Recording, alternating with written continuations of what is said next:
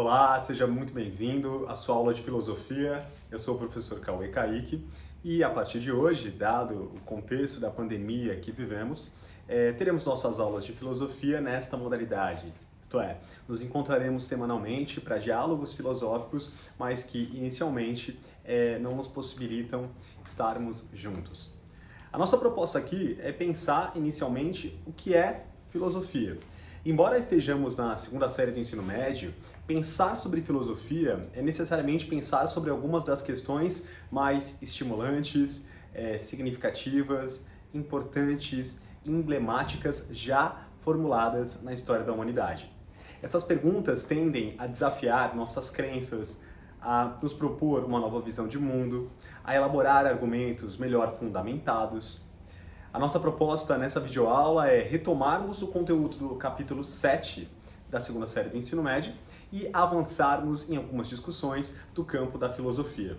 É imprescindível também, ao falarmos sobre filosofia, reconhecermos que a filosofia é parte do princípio do bom uso da razão e que essa busca pelo bom uso da razão foi tema de diversas escolas da filosofia que buscaram dar à razão um significado. Na aula de hoje, essa premissa da importância da razão para a filosofia deve acompanhar todos os raciocínios que vamos desenvolver. Tudo bem? Vamos pensar o seguinte: é possível que a materialidade de tudo aquilo que existe e as diferentes manifestações daquilo que existe no mundo tenham se originado de um único elemento? Haveria um componente comum a todo ser humano que nasce, que vive, que morre e que está neste planeta? Veja, esses dois questionamentos que foram aqui levantados no início de nossa aula são questionamentos que nos levam a nos conectar com a problemática humana, isto é, a busca contínua por respostas a questionamentos existenciais. Tudo isso para levar à ideia de que uma das problemáticas de nossa aula é pensar sobre as temáticas persuasão e convencimento numa lógica de revisão, uma vez que isso já foi trabalhado em nossas aulas. Vivemos em uma nova sociedade. Em todos os tempos e lugares, sempre ocorreram mudanças, transformações.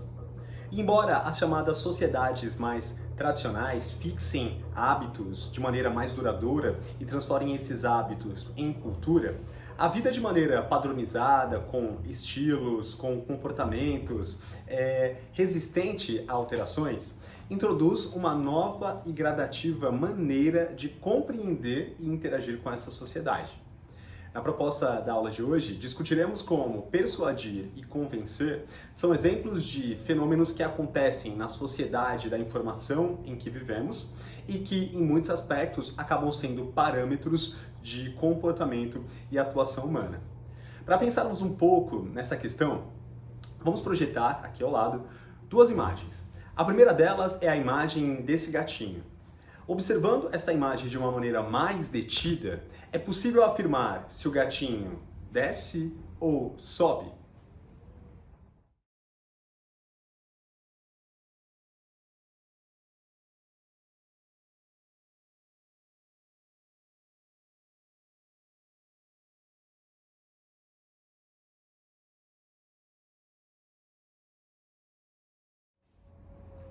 E quanto a essa imagem?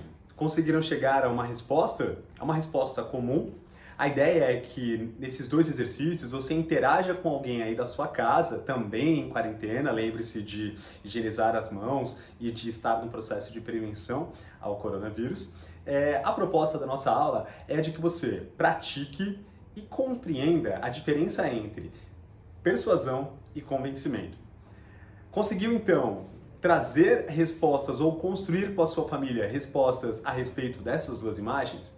Veja, independente do que você vê, um gato que sobe ou desce, ou ainda um saxofonista ou o perfil de uma mulher, a discussão que de maneira breve sintetizam o que vem a ser persuasão e convencimento. Vamos pensar da seguinte maneira.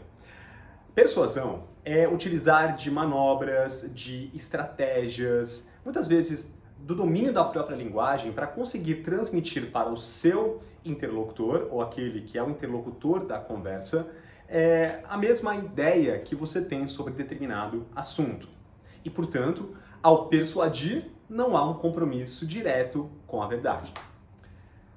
Por contrapartida, o convencimento está associado à utilização de argumentos também, né, das técnicas, modalidades e a partir do repertório da norma formal da língua portuguesa ou de, enfim, qualquer estratégia argumentativa que apresente razões palpáveis, suscetíveis de análise e discussão para comprovar uma tese ou convencer ou, portanto, convencer em relação à utilização de argumentos racionais que embasem a sua atitude ou, por fim, a tese que você quer defender. Vivemos em uma sociedade da informação e pensar em sociedade da informação é pensar que no mundo em que vivemos, ora, encontramos estratagemas apresentados na modalidade de argumentos persuasivos, isto é, manobras para convencer alguém de algo, ou, em contrapartida, sobre outro escopo de análise, encontramos argumentos no campo do convencimento que são aqueles comprometidos com a verdade e que querem, majoritariamente, esclarecer os fatos. A sociedade da informação em que vivemos é uma sociedade que nos impele constantemente, pelo mundo globalizado em que vivemos, e nesse contexto específico, por estarmos constantemente conectados a informações do mundo todo, a conseguir discernir entre aquilo que é um argumento efetivamente do campo da razão e, portanto, comprometido com a verdade, do que é uma técnica argumentativa que tem apenas a finalidade de convencê-lo daquilo que eu acredito e, portanto, persuadir. Uma das características que está associada à prática ou da persuasão ou de argumentos do campo do convencimento, comprometido com a razão, é a prática da retórica. A retórica nasce nos primórdios da filosofia, isto é, na Grécia Antiga, e era utilizada pelos filósofos sofistas, isto é, aqueles que não tinham um compromisso direto com a verdade, como uma estratégia persuasiva para ensinar os seus discípulos, que no caso, pontualmente, dos filósofos sofistas pagavam para aprender esta arte ou para ser instrumentalizado neste saber. Eles, portanto, os sofistas, tinham como característica ensinar a argumentar, ou seja, uma técnica para que o seu discípulo vencesse qualquer tipo de debate.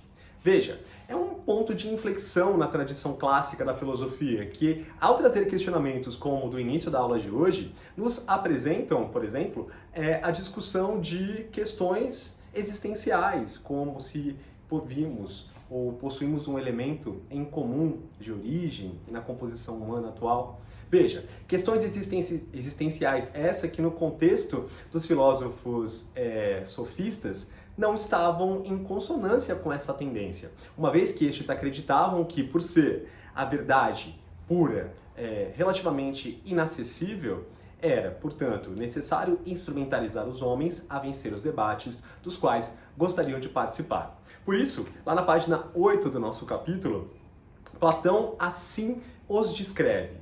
Os sofistas são mercadores do conhecimento, de atletas das palavras ou mestres do malabarismo com as palavras. Isto é, os filósofos sofistas não estavam comprometidos com a tendência que permeava as mentalidades gregas na época, isto é, de um compromisso com a verdade, mas com um interesse muito mais particular em comercializar a filosofia e instrumentalizar os seus discípulos a vencer o debate, mesmo que eles não tivessem razão. E fica aqui uma boa pergunta. É possível vencer um debate mesmo sem ter razão? Veja, em muitas de nossas aulas no início desse ano letivo, discutimos esta questão. E chegamos à conclusão em todas as 6 salas da segunda série do ensino médio que, infelizmente, em muitas circunstâncias, é possível vencer um debate sem ter razão. Recorde-se que no início dessa aula discutíamos a importância do bom uso da razão para a construção de uma sociedade minimamente mais justa, minimamente mais igualitária, não é? O bom uso da razão efetivamente resolveria, ou teoricamente resolveria, não é, todos os impasses que os homens vivem na sociedade contemporânea. Agora a gente vai para uma dica que a própria proposta traz. Existe um filme, intitulado O Sucesso a Qualquer Preço, que apresenta a história de corretores americanos, corretores de imóveis americanos, que para se manterem trabalhando no escritório, onde originalmente os 4 trabalhavam, tiveram que entrar em uma concorrência para vender imóveis, e aquele que vendesse a maior quantidade de imóveis permaneceria com o emprego. Observamos no filme a utilização de vários tipos de estratégias de persuasão para que cada um deles atinja o seu interesse. E veja, na medida em que o interesse individual prevalece pelo interesse coletivo, sobre o interesse coletivo acima de tudo, observamos que, além de tensionar as características do que é persuasão e convencimento, o filme também nos traz uma discussão muito rica sobre a ética. E aí, gostando da nossa aula? Espero que sim. Vamos agora para um eixo que também já foi pontuado em nossas aulas presenciais no início desse ano letivo, que aborda os chamados estratagemas. Antes de falarmos sobre esses estratagemas, vale aqui uma dica. Eu vou deixar aqui, nesse link, uma referência para que você descubra um pouco sobre a vida deste filósofo bárbaro, que trouxe grandes contribuições para o campo da filosofia e que, especialmente no campo do idealismo e do romantismo alemão, que posteriormente também será conteúdo do nosso curso, traz proposições geniais para o campo do conhecimento. Arthur Schopenhauer e a temática da apropriação da linguagem e do uso da linguagem como um limiar humano permeava já a produção intelectual de sua época. Dessa maneira, Schopenhauer escreve um livro intitulado A Arte de Ter Razão, em que, através de estratagemas, publicado em 1831, é uma obra em que, muitas vezes, de forma irônica, os mecanismos não formais, mas as estratégias de persuasão que muitas vezes nos lubridiam ou acabam nos levando a acreditar em argumentos escusos, são técnicas utilizadas para se discutir e para vencer um debate. Arthur Schopenhauer, em sua obra, escreve 38 estratagemas do que ele entende ser necessário praticar e dominar para ter razão e vencer um debate. Nós vamos pontuar 3 desses estratagemas, os estratagemas de número 8, 14 e 18, apontados pelo filósofo como um dos principais e também dos mais ricos para o debate, para observarmos como, a partir das prerrogativas de Schopenhauer, é possível vencer um debate mesmo sem ter razão, ou ainda, é possível dominar a arte de ter razão. Vamos lá?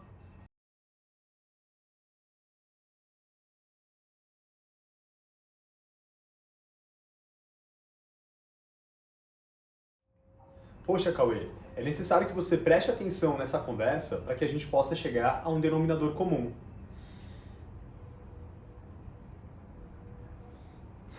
Mas se você não prestar atenção naquilo que eu tenho para dizer, o que você estava falando? Como é que você vai conseguir tomar uma decisão?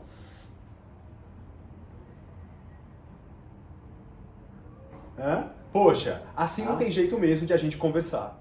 Observe que na situação representada, os personagens, ou um dos personagens que tem um argumento racionalmente melhor construído, que quer apresentar para o outro para ajudá-lo na tomada de decisão, perde a razão, porque é completamente ignorado. Isto é, o estratagema número 8 para o Schopenhauer é aquele em que você gera raiva no seu interlocutor ou no seu adversário, para conseguir vencê-lo, porque uma pessoa fora das suas capacidades racionais não consegue perceber como seu argumento é bom e, portanto, salutar ou satisfatório para se vencer um debate e acaba se deixando levar pelas emoções. Muito bem, vamos agora aos outros 2 estratagemas que o Schopenhauer pontua.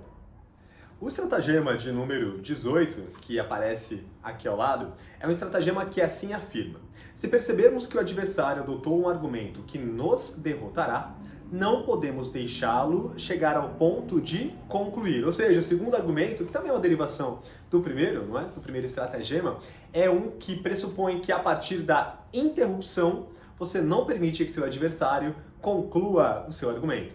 Essa seria, portanto, também uma possibilidade para Schopenhauer de ter a arte, ou de adquirir a arte de ter razão e, portanto, vencer um debate.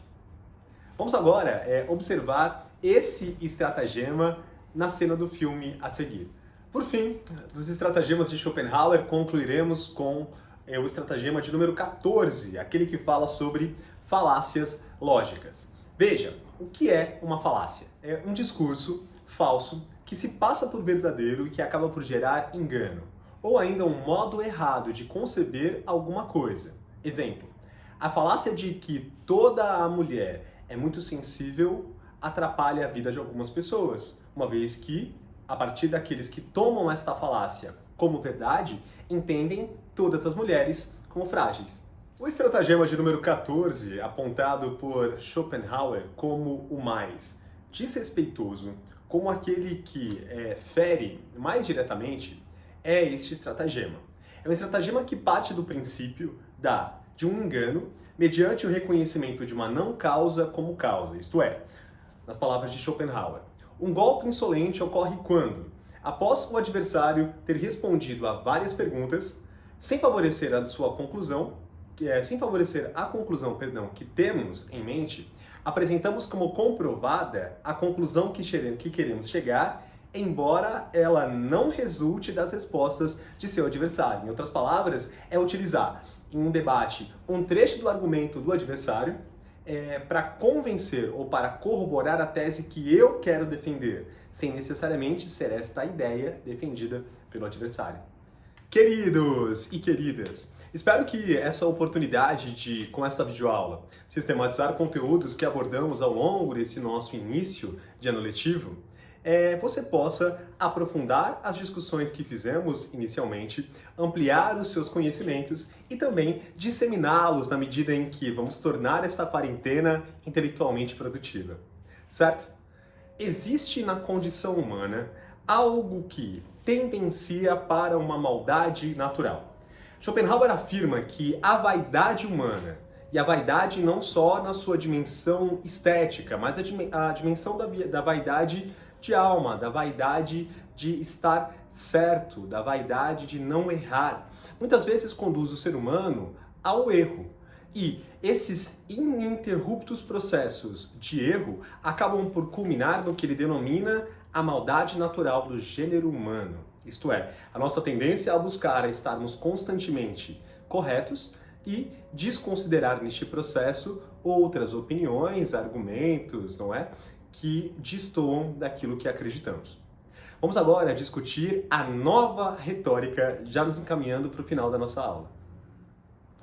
Nossa aula se propõe a discutir o conceito de nova retórica nesse momento. Veja, a nova retórica foi a última discussão que realizamos presencialmente em sala de aula, a partir da qual realizamos a atividade de análise de argumentos válidos ou não válidos, que daqui a pouquinho a gente vai relembrar. Tudo bem? A nova retórica foi proposta por um filósofo do direito chamado Chaim Perelman. Este filósofo propõe que a retórica agora, ao invés de ser o que nos primórdios da filosofia clássica entendia-se por um diálogo, a utilização de argumentos racionais, não é, para construir uma tese ou, portanto, a verdade, a retórica agora ela vai ser, abre aspas, um contato entre espíritos. Isto é, o encontro do orador com a sua audiência, no qual se promove a adesão daqueles que serão convencidos da veracidade de seu discurso. Para prestarmos um pouco atenção e exemplificarmos esta concepção de nova retórica, apreciaremos agora um trecho do discurso do Ditador, uma obra-prima de Charles Chaplin. É um filme que traz, dentre múltiplas possibilidades de filmes que eu poderia aqui citar, um momento muito emblemático. O momento em que o personagem que Chaplin interpreta, ao final do filme, discursa.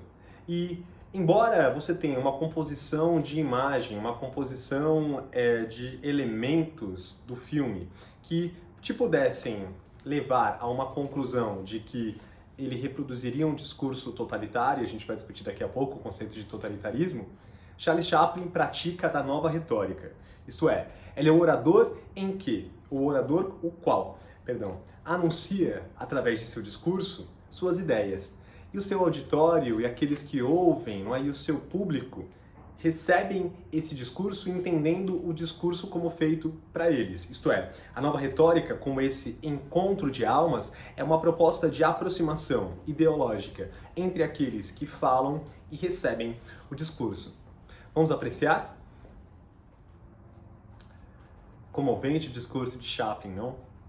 Mesmo com uma figura ou com elementos que corroboram a ideia de que ele é um líder totalitário, autoritarista, muito provavelmente do contexto do final da segunda metade do século XX, Chaplin comove o espectador por conseguir transmitir uma mensagem que, para além de ideológica, é uma mensagem que efetivamente atinge ao seu público, sensibiliza, que promove a reflexão. Nesse sentido, Chaim Perelman, o denominador da nova, denominador da nova retórica, encontra uma proposta em que ele defende que a nova retórica deve convencer pela habilidade racional e, acima de tudo, pela relação que espectador e aquele que promove o seu discurso estabelecem. Mas e qual é o contrário da nova retórica? Ou seja, aquilo que se opõe e que se fecha a qualquer ideia contrária. A isso, a filosofia da segunda metade do século XX intitula de fundamentalismo. Isto é, a incapacidade de ouvir argumentos contrários à sua posição, um fechamento total no campo das ideias, a ideias ou a fatores ou a argumentos com os quais você não concorda inicialmente. Veja, Chaplin, Chaim Perelman, entre uma série de outros filósofos da segunda metade do século XX, são aqueles que terão vivido as cicatrizes e as mazelas da Segunda Grande Guerra e vão propor uma nova concepção de entendimento, uma nova formulação de entendimento do conhecimento pós-Segunda Guerra, a fim de valorizar a humanidade, a fim de valorizar o que o homem possui efetivamente de bom. Vamos agora, e já nos encaminhando para o final, a discussão de quais são pontualmente e para a filosofia os bons e maus argumentos. Um argumento é um ato de discurso. Alguns autores defendem a ideia de que todo e qualquer ato discursivo é, portanto, argumentativo. Nesse momento da nossa aula, vamos discutir o que intitularemos de bons e maus argumentos. Começando pelos bons.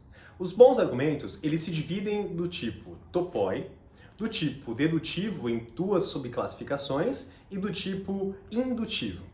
Os argumentos do tipo topoi são aqueles que são relativamente mais comuns.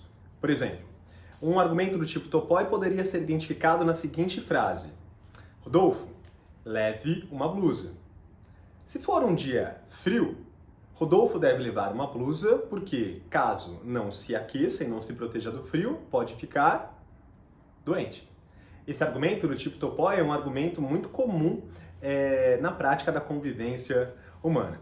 O segundo argumento, já do grupo dedutivo, e que se subdivide em necessário, que são os argumentos verdadeiros e, portanto, cogentes, e os argumentos preferíveis, ou seja, aquele em que se primeiro toma uma premissa como verdade e aí você tem uma conclusão. Esses argumentos são chamados do tipo preferíveis ou válidos. Mas vamos a alguns exemplos. Os argumentos do tipo necessário. Por exemplo, todas as grandes cidades têm trânsito. Ponto. Logo, São Paulo tem trânsito. Parto da premissa universal. Todas as grandes cidades têm trânsito. A conclusão é, logo, São Paulo tem trânsito porque São Paulo é uma grande cidade. Esses são os argumentos do tipo cogentes e, portanto, verdadeiros.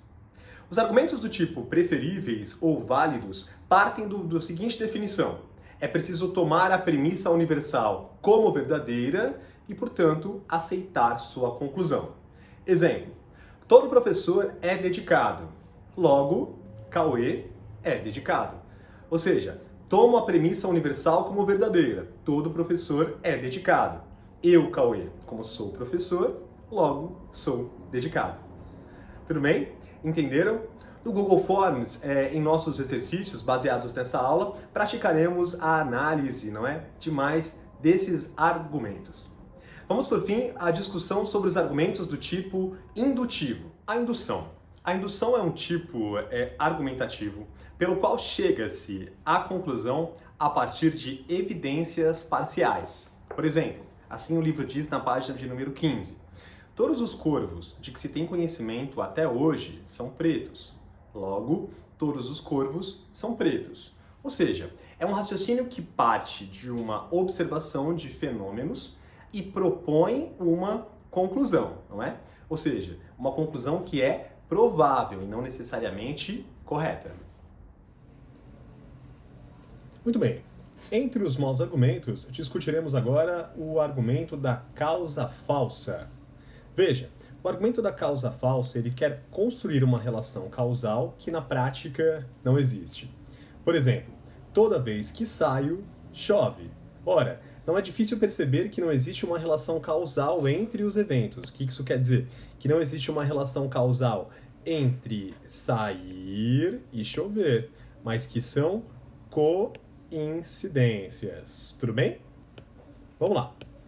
O chamado argumento ou mau argumento, espantalho ou homem de palha, é um tipo de argumento que busca dar a linha argumentativa a um raciocínio emocional. Entenda, um raciocínio exagerado. Olha aqui, exagerado do que nos foi dito. Nesses casos, buscamos confundir uma afirmação com uma afirmação menos plausível. Exemplo, você deveria limpar o seu quarto, ele está uma bagunça. Mas mãe, eu tenho que arrumar o quarto todo dia agora? Entenda, sua mãe não lhe pediu para arrumar o quarto todo dia, mas você retrucou como se tivesse sido esse o pedido. O argumento, portanto, espantalho é um argumento exagerado. Tudo bem? Há ainda o argumento do tipo ad hominem. E o argumento do tipo ad hominem está aqui, anote no seu caderno. Grife aí em seu livro. É um dos mais importantes. O argumento do tipo ad hominem é o argumento contra a pessoa. Por exemplo, o prefeito da cidade defende que sejam instalados medidores de água individuais, para que as pessoas se conscientizem do seu consumo. O prefeito já foi condenado por improbidade administrativa em um mandato anterior. Não devemos, portanto, apoiar a instalação de medidores de água individuais. Vamos lá, pessoal. Os argumentos do tipo ad hominem possuem algumas variações, entre as quais o chamado você também faz com que, por exemplo, Clint disse que devemos evitar os esportes radicais. Este Clint é um falastrão. Cansei de vê-lo andando de skate nas ladeiras do bairro. Portanto, não devemos deixar de praticar esportes radicais. Ou seja, uma das variações do argumento ad hominem é a ideia de que a postura do indivíduo deve ser determinante para a formulação de um argumento. Por exemplo, Clint, por dizer que não se deve praticar esportes radicais, mas por ser na prática um praticante, faz com que a sua ação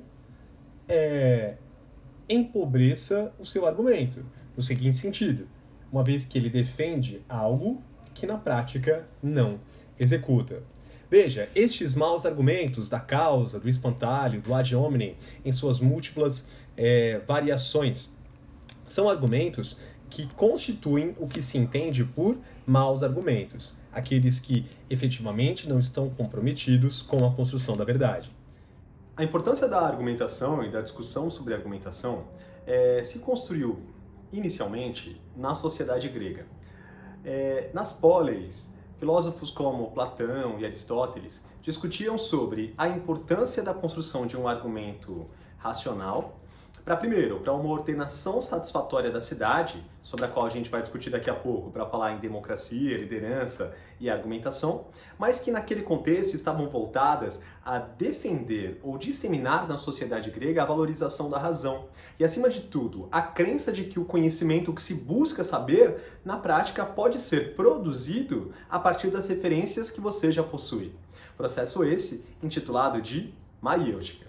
Vamos pontuar. Na filosofia platônica, maiêutica e dialética são dois conceitos muito importantes. A dialética é uma condição na qual, a partir do diálogo, da fala, do raciocínio, se percebe o conhecimento que já se possui, e na medida em que você percebe que aquilo que você busca saber parte de questionamentos que você responde interiormente ou individualmente, você constrói um conhecimento da modalidade maiêutica, o parto de ideias. Isto é, você vai e pergunta para um interlocutor: Enzo, o que é coragem?